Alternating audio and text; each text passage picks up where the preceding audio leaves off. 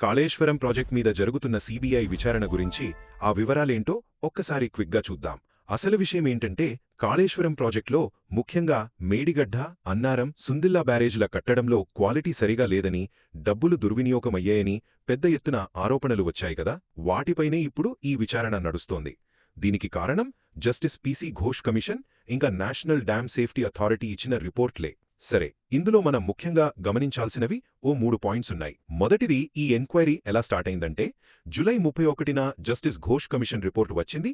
అందులో చాలా తేడాలున్నాయని చెప్పారు. అటు ఎన్డీఎస్ఏ కూడా ముఖ్యంగా మేడిగడ్డ బ్యారేజ్ డిజైన్, క్వాలిటీలో లోపాలున్నాయని తేల్చింది. దాంతో మన తెలంగాణ ప్రభుత్వం అంటే సీఎం రేవంత్ రెడ్డి గారు సెప్టెంబర్ 1న దీన్ని సీబీఐకి అప్పగిస్తూ జీవో నెంబర్ 104 ఇచ్చారు. మొన్న సెప్టెంబర్ 6న సీబీఐ డైరెక్టర్ ప్రవీణ్ సూద్ గారు హైదరాబాద్ వచ్చి ఎంక్వైరీ టీమ్స్ ఏర్పాటు గురించి చూశారు కూడా. ఇక రెండో విషయం, ఈ ఎంక్వైరీకి ఏమైనా అడ్డంకులున్నాయని చూస్తే, మాజీ సీబీఐ జేడీ లక్ష్మీనారాయణ గారు చెప్పిన దాని ప్రకారం కొన్ని పర్మిషన్లు అవసరం. అంటే సెంట్రల్ గవర్నమెంట్ నుంచి సెక్షన్ 5 నోటిఫికేషన్ ఒకటి, అలాగే సిట్టింగ్ ఎమ్మెల్యేలు అంటే కేసీఆర్ గారు, హరీష్ రావు గారి లాంటి వాళ్లని విచారించాలంటే సెక్షన్ 17 కింద గవర్నర్ పర్మిషన్ కూడా కావాలి.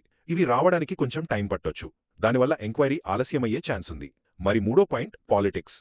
బీఆర్ఎస్ పార్టీ ఏమో ఇదంతా కాంగ్రెస్ ప్రభుత్వం కావాలని చేస్తోందని, రాజకీయ కక్షా సాధింపు అని నిరసనలు చేస్తోంది. కేటీఆర్ గారైతే దీని వెనక బీజేపీ, ఏపీ లీడర్స్ కుట్ర ఉందని లీగల్గా ఫైట్ చేస్తామని అంటున్నారు. ఇంకోవైపు కాళేశ్వరంలో కరప్షన్ జరిగిందని కవిత గారే ఒప్పుకున్నారని కాంగ్రెస్ వాళ్ళు ఆరోపిస్తున్నారు.